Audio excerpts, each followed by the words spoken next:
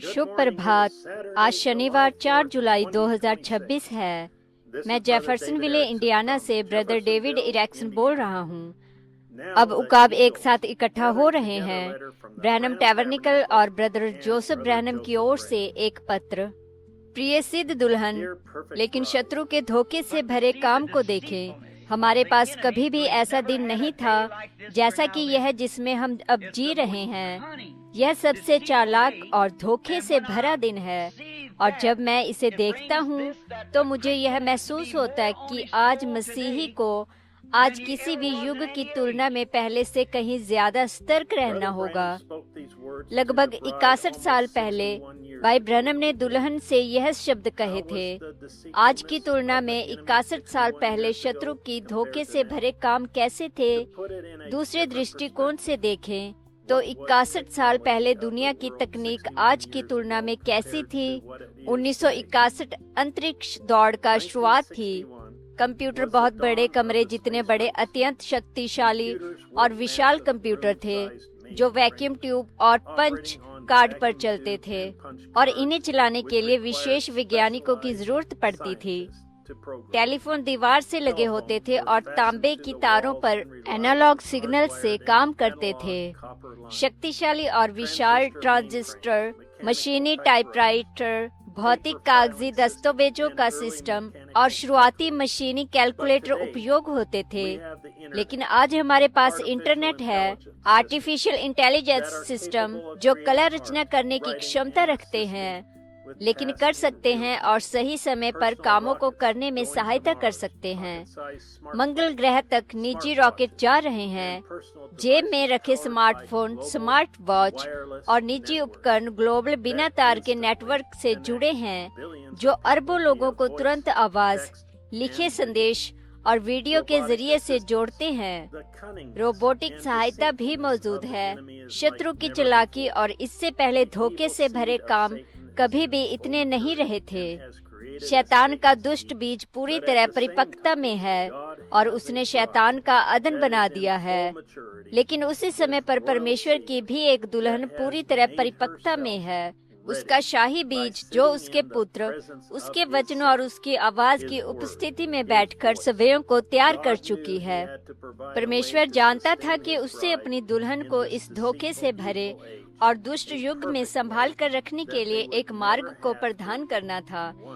एक ऐसा सिद्ध मार्ग जिससे उन्हें कभी भी सोचना, अनुमान लगाना या शुद्ध वचन के लिए किसी मनुष्य के शब्द पर निर्भर नहीं रहना पड़े। वह जानता था कि उन्हें स्वयं परमेश्वर की आवाज सुनने की जरूरत पड़ेगी, क्योंकि उसने हमें चेतावनी दी थी कि भरमाया जाना इतना निकट होगा कि यदि संभव होता तो चुने हुए लोगों को भी भरमा देता। मनुष्य अभिषेकित हो सकता है, पवित्र आत्मा से भर सकता है और झूठा हो सकता है। उसे एक मार्ग को प्रदान करना था, इसलिए उसने अपनी दुल्हन के लिए एक सिद्ध मार्ग को बनाया जो आरंभ करने के लिए असंभव सा दिखाई पड़ा। जब 1947 में उसने उसकी आवाज को रिकॉर्ड करना आरंभ किया कि उंगली के एक स्पर्श से दुनिया उसके हर कहे गए वचन को अपने लिए सुन सके, यहाँ तक कि अपनी भाषा में भी। वहाँ कोई सवाल नहीं होगा, कोई सोच विचार करना नहीं होगा। वे स्वयं के लिए यहोवा यूं कहता है को सुन सकते हैं। उसने यहाँ तक एक मार्ग भी बनाया कि वह अपनी दुल्हन को दुनिया भर में एक ही समय पर अपनी आवाज को सुनने के लिए एकजुट कर सके, जिससे कि वे एक मन, एक चित्त होकर उसे बोलते हुए सुन सकें। उसने अपने संदेशवाहक को ले लिया, लेकिन अपनी आवाज, अपने सिद्ध वचन को अपनी सिद्ध दुल्हन के लिए छोड़ दिया। उसकी आवाज सुनने के द्वारा और उसके साथ बने रहकर वे जान सके कि वे भरमाए नहीं जा सकते। और यहाँ ऐसा ही है। परमेश्वर इसी तरह से अपनी कलीसिया को स्थापित करता है। हर एक वचन अपनी जाति के अनुसार। मनुष्य केवल रोटी से नहीं, बल्कि परमेश्वर के मुंह से निकलने वाले हर एक वचन से जीवित रहेगा। हम जानते हैं कि यह पवित्र आत्मा के द्वारा बोले गए हर एक वचन पर विश्वास करना है। लेकिन मेरे पास सबसे बड़ा सम्मान है जो मनुष्य को अब तक कभी दिया गया है। मैं अपने कानों से परमेश्वर के मुख से निकलने वाले हर एक वचन को उसके वास्तविक आवाज में सुन सकता हूँ। मेरे लिए कोई दूसरा मार्ग नहीं है। परमेश्वर ने अपने बच्चों को बचाने के लिए कई मार्ग प्रदान किए हैं, लेकिन मेरे लिए परमेश्वर ने अपनी दुल्हन को सिद्ध बनाने के लिए एक सिद्ध मार्ग प्रदान किया है। आज शैतान इस युग के लिए लागू होने वाले वचन के एक भाग को गलत ढंग से अनुवाद को दे रहा है। वह आपको बताएगा कि यीशु ने जो कुछ भी किया वह सिद्ध रूप से सही था। वह आपको बताएगा कि भाई ब्रैनम ने जो कुछ भी किया वह सिद्ध रूप से सही था और वह परमेश्वर का भविष्यवक्ता था। लेकिन जब कलीसिया में परमेश्वर की परिमाणित आवाज को चलाने की बात आती है तो वे कहेंगे कि यह आज के लिए लागू नहीं होता, यह सेवकाई के लिए है।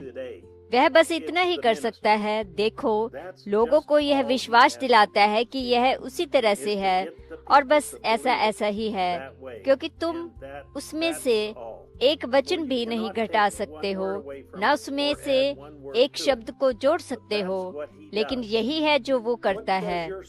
आपके आत्मिक अगुवा आपकी कलीसिया में किस बात को बढ़ावा देते हैं?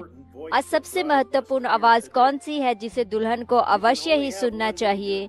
आपके पास केवल एक ही प्रमुख हो सकता है। पहला सेवकाई की आवाज, दूसरा टेपों पर परमेश्वर की आवाज।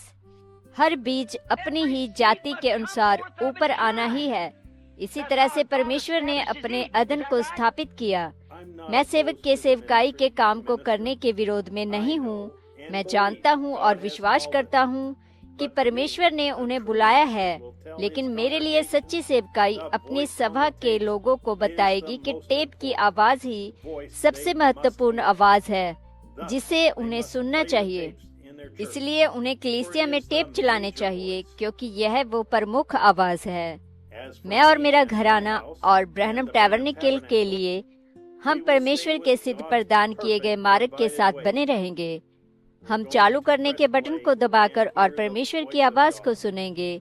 मुझे दुनिया को आमंत्रित करने में खुशी होगी कि उस आवाज को सुनने के लिए आकर हमारे साथ जुड़े।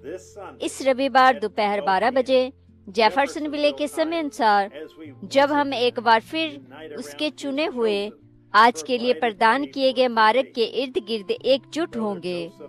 भाई जोसेफ ब्रैनम, संदेश शैतान का अदन 650829।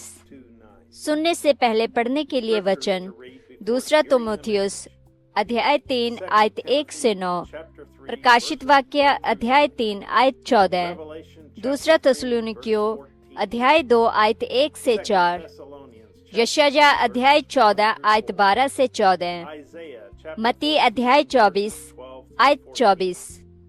अगली बार तक परमेश्वर आपको आशीष दे और शालोम।